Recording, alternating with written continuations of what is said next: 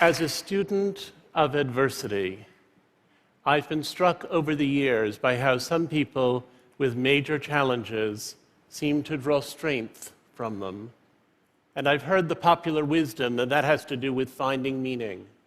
And for a long time, I thought the meaning was out there, some great truth waiting to be found. But over time, I've come to feel that the truth is irrelevant. We call it finding meaning, but we might better call it forging meaning. My last book was about how families manage to deal with various kinds of challenging or unusual offspring.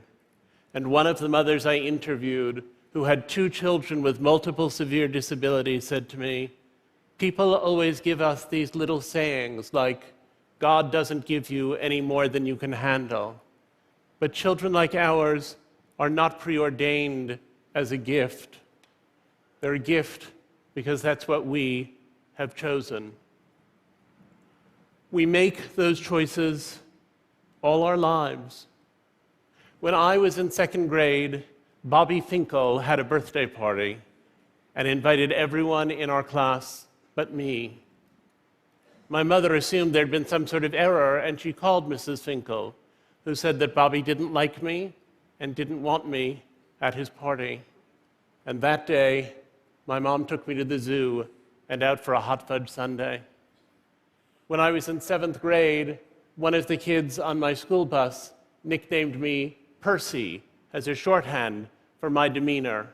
And sometimes he and his cohort would chant that provocation the entire school bus ride, 45 minutes up, 45 minutes back. Percy, Percy, Percy, Percy. When I was in 8th grade, our science teacher told us that all male homosexuals develop fecal incontinence because of the trauma to their anal sphincter.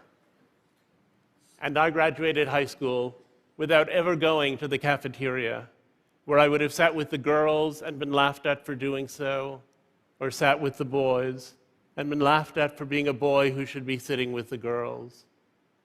I survived that childhood through a mix of avoidance and endurance. What I didn't know then, and do know now, is that avoidance and endurance can be the entryway to forging meaning.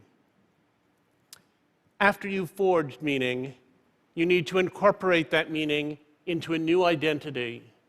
You need to take the traumas and make them part of who you've come to be, and you need to fold the worst events of your life into a narrative of triumph, evincing a better self in response to things that hurt. One of the other mothers I interviewed when I was working on my book had been raped as an adolescent and had a child following that rape, which had thrown away her career plans and damaged all of her emotional relationships. But when I met her, she was 50, and I said to her, "Do you often think about the man who raped you?" And she said, "I used to think about him with anger, but now only with pity." And I thought she meant pity because he was so unevolved as to have done this terrible thing. And I said, "Pity?" And she said, "Yes, because he has a beautiful daughter and 2 beautiful grandchildren, and he doesn't know that, and I do. So as it turns out, I'm the lucky one." Some of our struggles are things we're born to: our gender, our sexuality, our race, our disability. And some are things that happen to us: being a political prisoner, being a rape victim, being a Katrina survivor. Identity involves entering a community to draw strength from that community and to give strength there too. It involves substituting "and" for "but." Not "I am here, but I have cancer," but rather "I have cancer and I am here." When we're ashamed, we can't tell our stories, and stories are the foundation of identity. Forge meaning, build identity. Forge meaning and build identity. That became my mantra. Forging meaning is about changing yourself. Building identity is about changing the world. All of us with stigmatized identities face this question daily: how much to accommodate society by constraining ourselves, and how much to break the limits of what constitutes a valid life? Forging meaning and building identity does not make what was wrong right. It only makes what was wrong precious. In January of this year, I went to Myanmar to interview political prisoners, and I was surprised to find them less bitter than I'd anticipated. Most of them had knowingly committed the offenses that landed them in prison, and they had walked in with their heads held high, and they walked out with their heads still held high, many years later. Dr. Mathi Da, a leading human rights activist who had nearly died in prison and had spent many years in solitary confinement, told me she was grateful to her jailers for the time she had had to think, for the wisdom she had gained, for the chance to hone her meditation skills. She had sought meaning and made her travail into a crucial identity. But if the people I met were less bitter than I'd anticipated about being in prison, they were also less thrilled than I'd expected about the reform process going on in their country. Mathi Da said, "We Burmese are noted for our tremendous grace under pressure, but we also have grievance under glamour," she said, "and the fact that there have been these shifts and changes doesn't erase the continuing problems in our society that we learned to see so well while we were in prison." And I understood her to be saying that concessions confer only a little humanity where full humanity is due, that crumbs are not the same as a place at the table, which is to say, you can forge meaning and build identity and still be mad as hell. I've never been raped, and I've never been in anything remotely approaching a Burmese prison. But as a gay American, I've experienced prejudice and even hatred, and I've forged meaning, and I've built identity, which is a move I learned from people who had experienced far worse privation than I've ever known. In my own adolescence, I went to extreme lengths to try to be straight. I enrolled myself in something called sexual surrogacy therapy, in which people I was encouraged to call doctors prescribed what I was encouraged to call exercises with women I was encouraged to call surrogates, who were not exactly prostitutes, but who were also not exactly anything else. My particular favorite was a blonde woman from the Deep South who eventually admitted to me that she was really a necrophiliac and had taken this job after she got in trouble down at the morgue.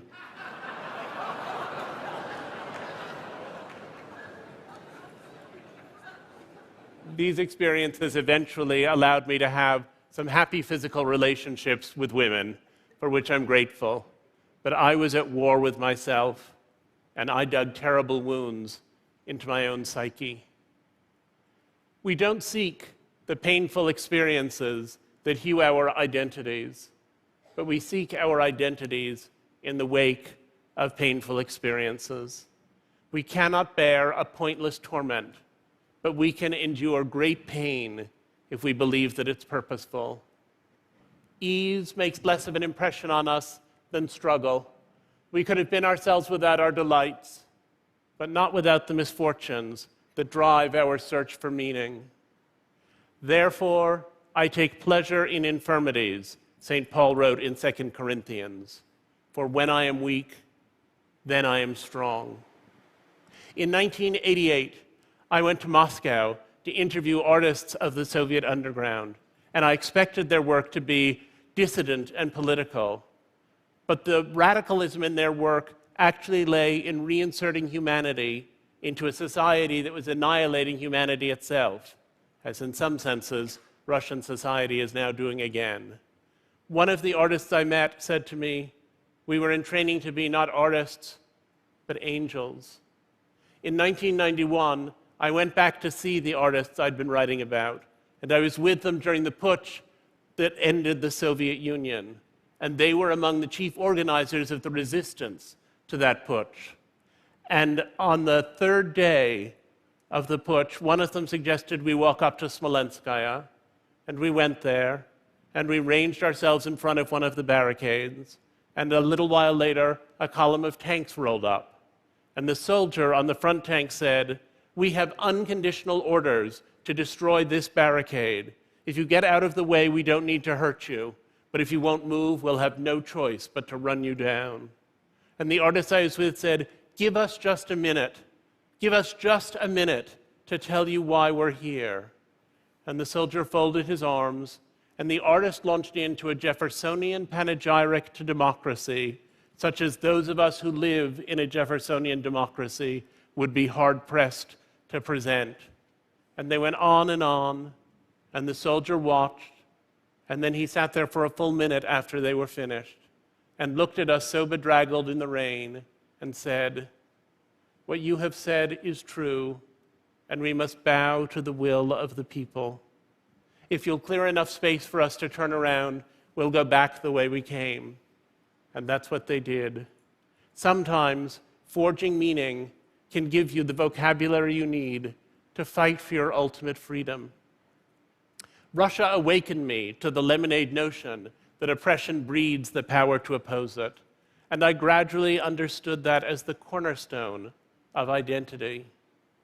It took identity to rescue me from sadness. The gay rights movement posits a world in which my aberrances are a victory. Identity politics always works on two fronts: to give pride to people who have a given condition or characteristic, and to cause the outside world to treat such people more gently and more kindly. Those are two totally separate enterprises, but progress in each sphere reverberates in the other. Identity politics can be narcissistic. People extol a difference only because it's theirs. People narrow the world and function in discrete groups without empathy for one another.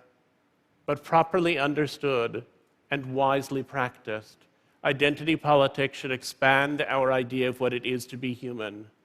Identity itself should be not a smug label or a gold medal, but a revolution. I would have had an easier life if I were straight, but I would not be me.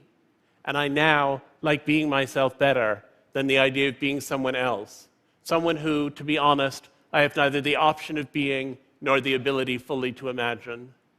But if you banish the dragons, you banish the heroes.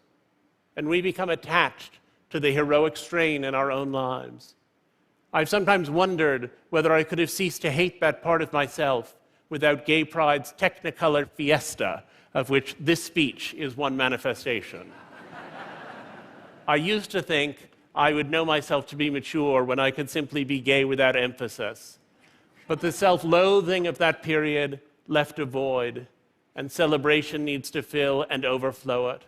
And even if I repay my private debt of melancholy, there's still an outer world of homophobia that it will take decades to address. Someday, being gay will be a simple fact, free of party hats and blame, but not yet. A friend of mine, who thought Gay Pride was getting very carried away with itself, once suggested that we organize Gay Humility Week.